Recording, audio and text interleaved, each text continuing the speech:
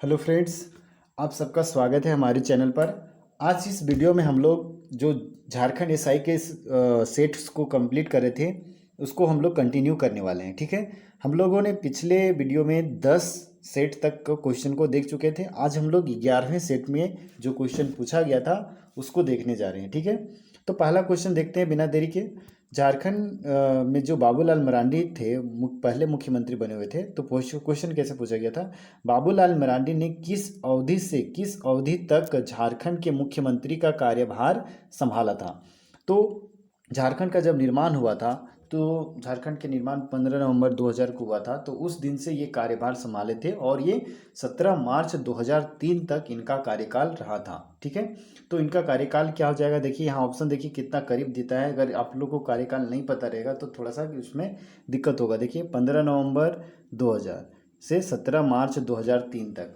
फिर देखिए ऑप्शन दिया 15 नवंबर 2000 से 17 मार्च 2001 तक। फिर 15 नवंबर 2000 से 17 मार्च 2002 तक। फिर 15 नवंबर 2000 से 17 मार्च 2004 तक। देखिए अगर इस भी आप लोग को याद नहीं रहेगा तो यहाँ पे काफ़ी आप कंफ्यूज कर जाएंगे। ठीक है, तो इसका राइट आंसर हो जाएगा 15 नवंबर 2000 से लेकर के 17 मार्च 2003 तक। ठीक है, अगर ईस्वी भी आपको याद रहता है तो फिर आप वहाँ से ऑप्शन को टिक कर सकते हैं बढ़िया से। ठीक है, 2003 तक आपको याद रखना कि 2000 ईस्वी से लेकर के 2003 मानी कि मार्च 2003 तक उनका कार्यकाल ऐसे भी याद रहा है। अगर एग्जैक्ट डेट नहीं भी याद रहा तो हिट कर सकते हैं वहाँ पे ऑप्शन को। ठीक है, अगला क्वेश्चन पूछा गया था कि झारखंड के मुख्यमंत्री शिबू सोरेन किस राजनीतिक दल से थे। मतलब झारखंड के जो तीसरे मुख्यमंत्री बने हुए थे शिबू सोरेन, वो किस राजनीतिक दल से थे। तो इसके बीच में आता है दूसरे मुख्यमंत्री कौन बने थे।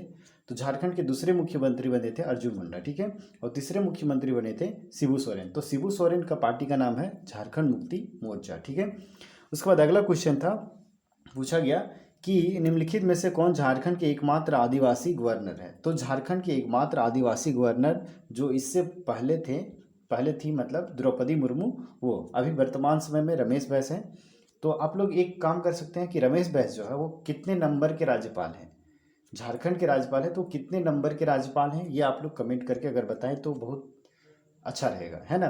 तो चलिए, झारखंड की एकमात्र आदिवासी गवर्नर यानी कि राज्यपाल कौन थी, तो वो द्रौपदी मुर्मू। ठीक है, अगला क्वेश्चन देखते हैं कि क्वेश्चन है कि झारखंड में लाख टन की कुल लौह अयस्क रिजर्व को क्या है। मतलब जो विकल्प में सबसे निकटतम है उसको ध्यान में देना है। तो इसका सही विकल्प हो जाएगा 4600 लाख टन। ठीक है, उसके बाद पूर्व सिंहभूम जिला निम्नलिखित में से किसका हिस्सा है।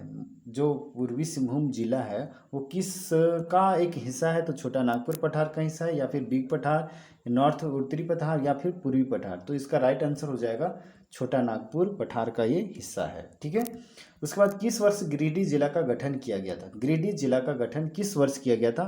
तो आप लोग को अगर ईस्वी भी पता रहता है तो वहाँ से आप लोग हिट कर सकते हैं, लेकिन ईस्वी में से काम नहीं चलने वाला था इस ऑप्शन में खास करके। अगर आप 1972 आपको याद है तो 1972 दो ऑप्शन मिल गया था, तो इसलिए पूरा डेट को याद करना पड़ेगा।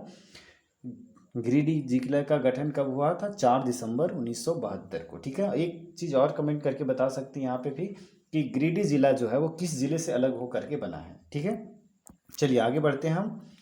अगला क्वेश्चन है, पूछा गया था कि झारखंड के किस जिले में अभ्रक बड़े पैमाने पर पाया गया है। झारखंड के कौन से जिले में मतलब अभ्रक जो है वो बड़े पैमाने पर पाया जाता है। तो सबसे फर्स्ट आता है अगर झारखंड में देखा जाए तो कोडरमा। ठीक है, तो अगर कोडरमा ऑप्शन में नहीं है तो फिर उसके आगे देखना है हजारीबाग को। ठीक है, अगर हजारीबाग भी ऑप्शन में नहीं है तो थर्ड आता है गिरिडीह का।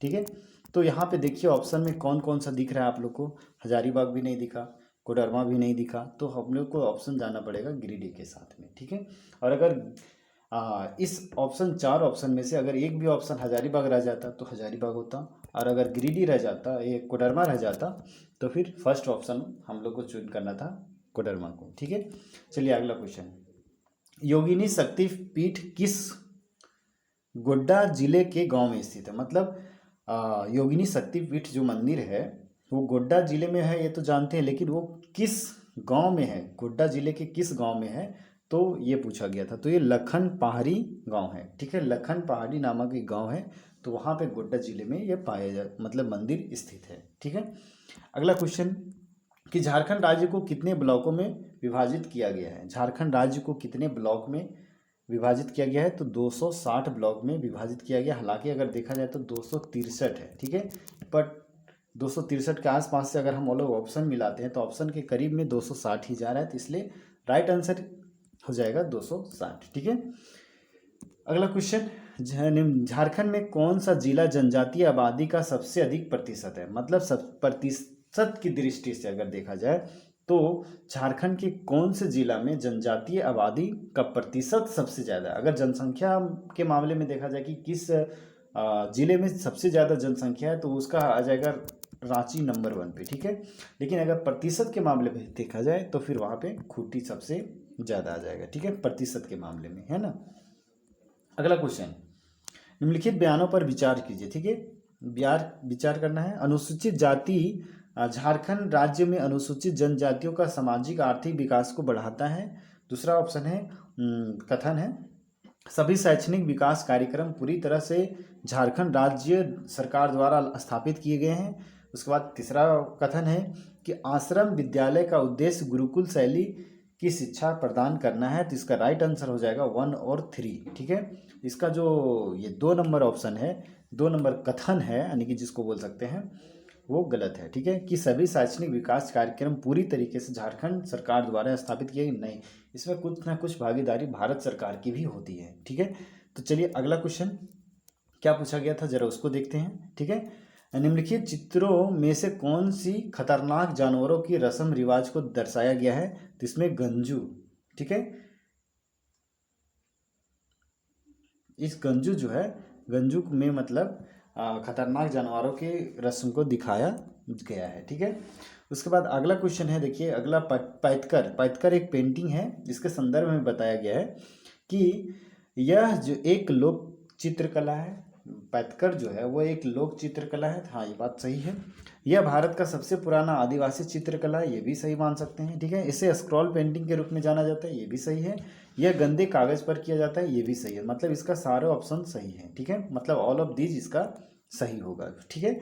उसके बाद अगला क्वेश्चन है, पूछा गया था कि झारखंड के पहले मुख्यमंत्री कौन थे। तो झारखंड के पहले मुख्यमंत्री, ये सभी को पता होगा कि बाबूलाल मरांडी झारखंड के पहले मुख्यमंत्री थे, ठीक है।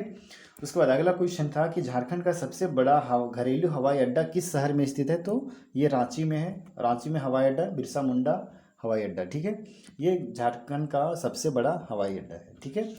उसके बाद दामोदर नदी भारत के किस राज्य से शुरू होती है। तो दामोदर नदी को हम लोग जानते हैं सबको, झारखंड वासी की झारखंड से ये शुरू होती है, और ये झारखंड की सबसे बड़ी नदी, सबसे प्रदूषित नदी, और इसको बंगाल का शोक भी कहा जाता है, ठीक है।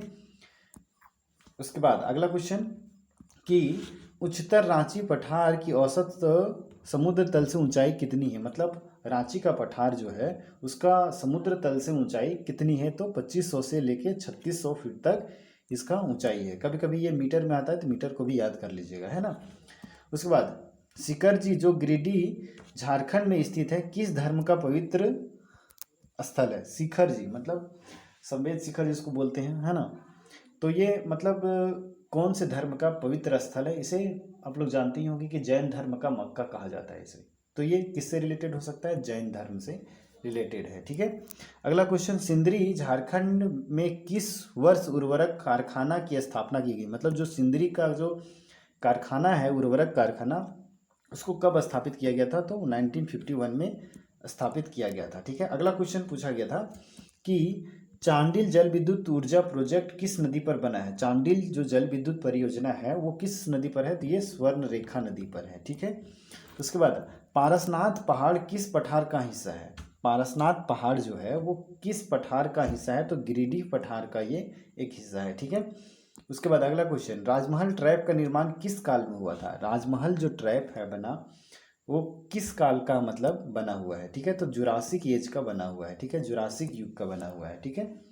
उसके बाद झारखंड जो है भारत के कुल क्षेत्रफल का कितना प्रतिशत है। तो 2.44 हिस्सा है, मतलब पूरे भारत का क्षेत्रफल का अगर 2.44 हिस्सा मतलब झारखंड है। और अगर जनसंख्या के मामले में देखा जाए तो 2.72%, ठीक है।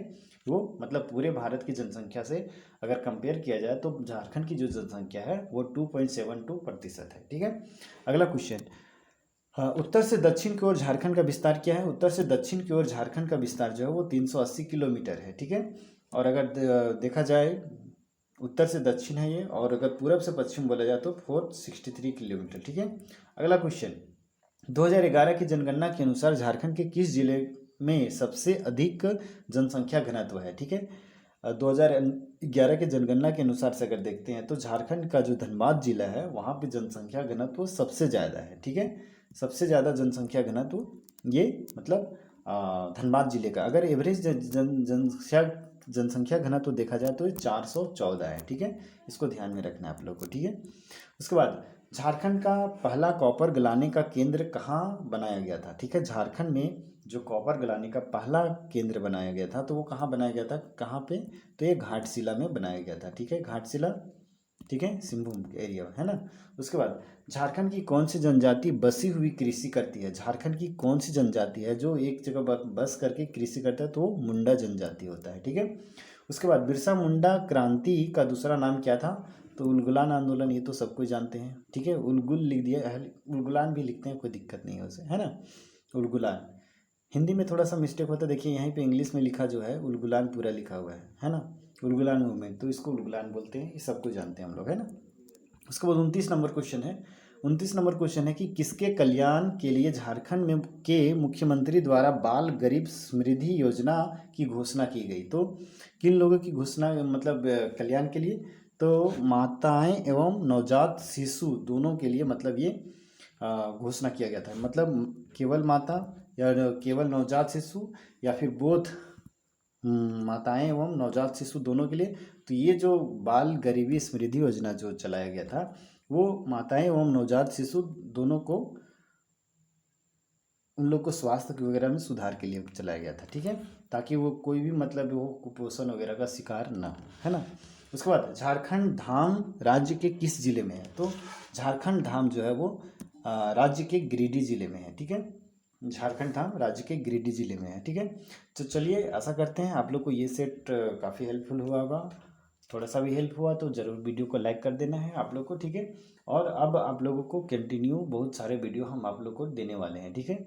बस चैनल के साथ जुड़े रहिए, आप लोग को निश्चित है कि कुछ ना कुछ डेली कुछ ना कुछ सिखाते रहेंगे, ठीक है। जो हमें आता है वो आप लोग तक शेयर जरूर करते रहेंगे, ठीक है। ऐसा नहीं कि हमें बहुत कुछ आता है, बहुत कुछ सीखते भी हैं फिर सिखाते हैं। ऐसा नहीं कि सब कुछ आता तब तो कुछ और ही बात था। मैं अपने आप में परिपूर्ण नहीं हूँ, कुछ सीखता हूँ फिर सिखाता हूँ, कुछ सीखा हुआ हूँ वो सब चीज़ सिखाता हूँ, ठीक है। चलिए, कोई बात नहीं, फिर मिलेंगे अगले वीडियो में। तब तक जय हिंद, जय भारत, जय झारखंड।